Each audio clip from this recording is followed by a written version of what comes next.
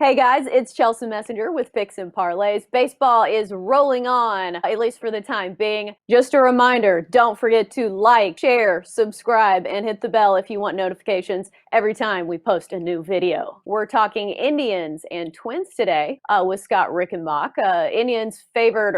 Twins favored in this one at -125. The Indians are +111. The total sits at 9. Cleveland been the hottest under team in baseball, thanks partly to their starting rotation.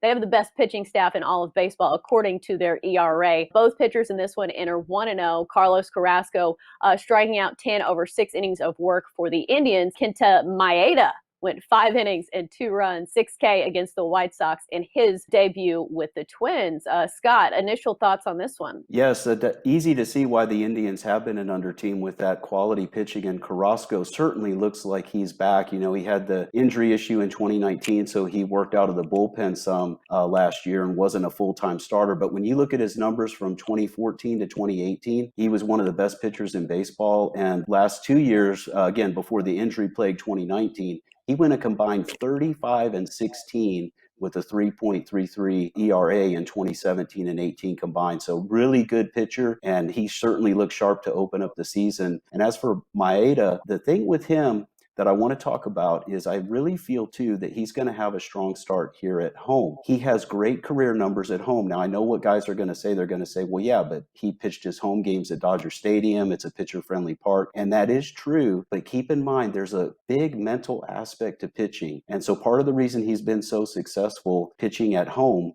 is because, of course, the visiting team bats first. So you have your routine. And as a pitcher, a lot of guys like to pitch at home because starting pitcher comes right out and he's the one that's starting off the game out there on the mound first. And he's always been successful in that role, showed a lot of success at home compared to on the road. And I think he's going to have another strong start here. Right. And when he was playing for the Dodgers, Kenta Maeda had quite a bit of run support because he had a nice lineup to back him up. And the same goes probably with the Twins. The Twins hit the most home runs in all of baseball last season. And this year they continue mashing, even though the Indian staff has shut them down. But I would go, it's tough to say anybody is good against Shane Bieber. He's been the best pitcher in all of baseball this season. So it'll be interesting to see how the offenses in this one line up. Thoughts on that? Yes, for sure, because, you know, the old adage of good pitching shuts down good hitting is very true. And in this case, Carrasco had that great first start. And now he's facing a Twins team that, like you said, they've been hitting a bunch of homers early this season.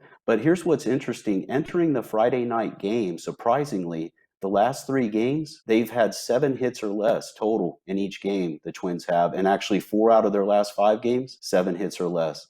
And when you look at the Indians, as you mentioned, a very strong under team early this season. Well, they've only had 1 big performance at the plate this season, 1 really big performance. And in the other 6 games, they've averaged just 2.5 runs per game. So again, I'm looking for the under here in this one. I think both lineups will struggle a little bit. We might see, of course, again, the Twins have so much power. Carrasco leaves one up in the zone or misses with a pitch. They'll make him pay for it, but I don't think there's going to be ducks on the pond. So I think we're going to see a very tight, low-scoring ball game here. Right. Why do you think that number is 9? Just because Cleveland has been so tight to the under, it made me think that that number was a little high. Do you think that's just because the Twins hit home runs? I was guessing when the line came out that it would be either 8.5 or 9, and I would not be surprised to see this start dropping a little bit. I do feel it's great value to be able to have a 9 here, but as far as why they set it there, I would have to guess, yes, the reputation of the Twins with all the homers, and then maybe people are, the guys that are making the numbers and looking at this are still saying, will Carrasco continue? You know, he had that one really good start to start this season, but is he really truly back? So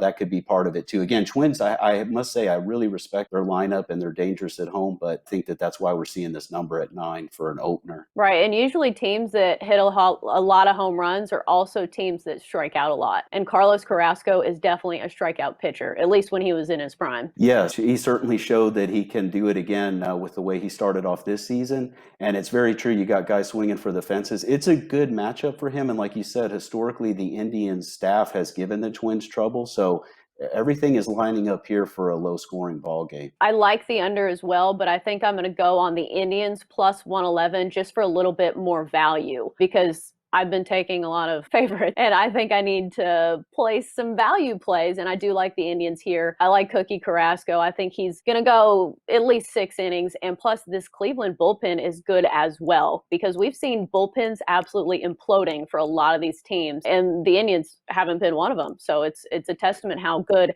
and how deep this Cleveland pitching staff can be. So I think I'm on the Indians here. All right, that's going to do it for Indians Twins picks on Picks and Parlays. Thanks for watching.